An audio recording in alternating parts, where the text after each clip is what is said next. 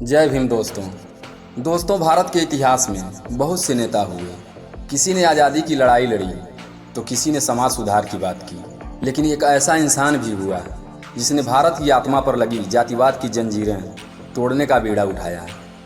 उनका नाम था डॉक्टर भीमराव अम्बेडकर। लेकिन अफसोस की बात यह है कि जिन बातों ने जातिवाद की नींव हिला दी थी, उन्हीं बातों को आज के किताबों से मिटा दिया गया है। नमस्कार दोस्तों, मैं हूं दिनेश गौतम और आप देख रहे हैं डीजी मोटिवेशन। बाबा साहेब के संघर्षों से संबंधित वीडियो देखने के लिए वीडियो को लाइक और चैनल को सब्सक्राइब करके कमेंट में जय भीम जरूर लिखें। तो दोस्तों, आज हम आपको बताएंगे बाबा साहेब डॉक्टर भीमराव अम्बेडकर की जातिवाद पर कही गई वो 5 बातें जिन्हें जानबूझकर इतिहास की किताबों से या तो गायब कर दिया गया है या उनका मतलब तोड़ मरोड़ कर पेश किया गया है। पहली टिप्पणी, हिंदू धर्म जन्म पर आधारित गुलामी का एक स्कूल है। दोस्तों, 1936 के एक भाषण में बाबा साहेब डॉक्टर भीमराव अम्बेडकर ने यह बात उस समय कही थी जब उन्हें एक समाज सुधारक सभा में भाषण देने से मना कर दिया गया, क्योंकि उन्होंने हिंदू धर्म की आलोचना की थी। उन्होंने कहा था, हिंदू धर्म एक ऐसा स्कूल है जो सिखाता है कि कोई इंसान सिर्फ इसलिए नीचा है क्योंकि वह किसी खास जाति में पैदा हुआ। यह धर्म नहीं, यह गुलामी है। इसका जीवंत उदाहरण है। बचपन में जब बाबा साहेब डॉक्टर भीमराव अम्बेडकर स्कूल जाते थे तो उन्हें क्लास में बैठने नहीं दिया जाता था। उन्हें पानी पीने के लिए पानी तक नहीं दिया जाता था। स्कूल का चपरासी अगर मौजूद नहीं होता तो प्यासे रह जाते।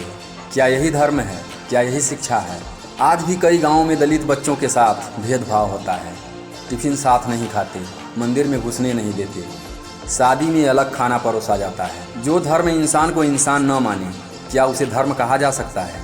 दूसरी टिप्पणी, जाति व्यवस्था समाज को टुकड़ों में बांटती है।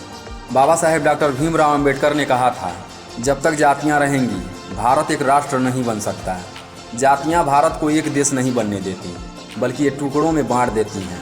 उदाहरण के तौर पर आप समझ सकते हैं कि एक ही मोहल्ले में एक ब्राह्मण, एक ठाकुर, एक यादव, एक दलित, सब अलग अलग बस्ती बनाकर रहते हैं।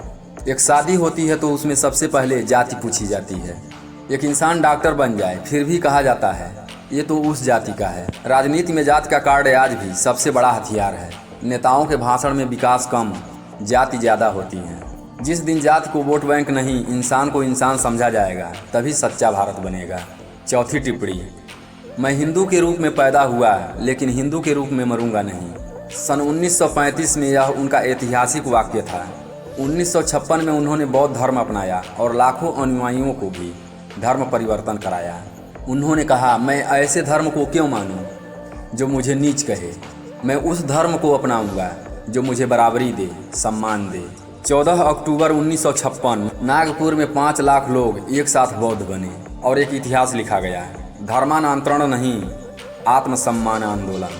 आज भी धर्मांतरण को अपराध समझा जाता है, लेकिन कोई ये नहीं पूछता कि उस व्यक्ति को क्यों मजबूर होना पड़ा। धर्म का मतलब अगर अपमान है तो वह धर्म नहीं, अन्याय है। चौथी टिप्पणी, ब्राह्मणवाद एक मानसिक बीमारी है। भाषणों में तीव्र भाषा में बाबा साहेब डॉक्टर भीमराव अम्बेडकर ने साफ कहा था, ब्राह्मणवाद सिर्फ ब्राह्मणों तक सीमित नहीं है। यह एक सोच है जो हर जाति में फैल चुकी है, जो दूसरों को नीचा समझने की बीमारी है। कोई SC ST वर्ग का व्यक्ति जब खुद OBC को नीचा मानने लगे या OBC वर्ग दलितों को अपने से कमतर समझे, तो यह ब्राह्मणवाद की मानसिकता ही है।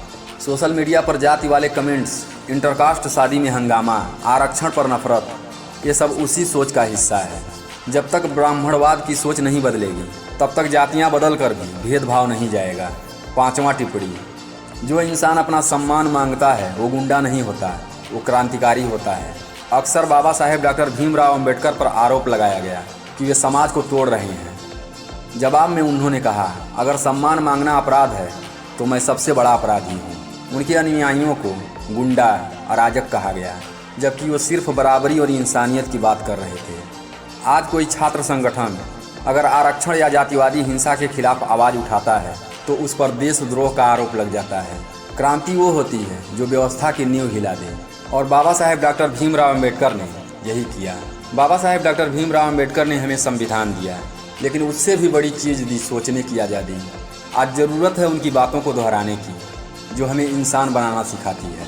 तो दोस्तों, अगर आप चाहते हैं कि ये बातें हर बच्चे तक पहुँचे, हर पाठशाला में पढ़ाई जाए, तो इस वीडियो को शेयर कीजिए, लाइक कीजिए और सब्सक्राइब कीजिए डीजी मोटिवेशन को, जहां हम इतिहास के छुपे पन्नों को फिर से जिंदा करते हैं। किताबें चुप हैं लेकिन विचार जिंदा है और ये विचार ही क्रांति लाते हैं। तो दोस्तों फिर मिलते हैं अगली वीडियो में बाबा साहेब के ऐसे ही विचारों के साथ। तब तक के लिए अपना ख्याल रखिए, हमेशा खुश रहिए। जय भीम, जय संविधान।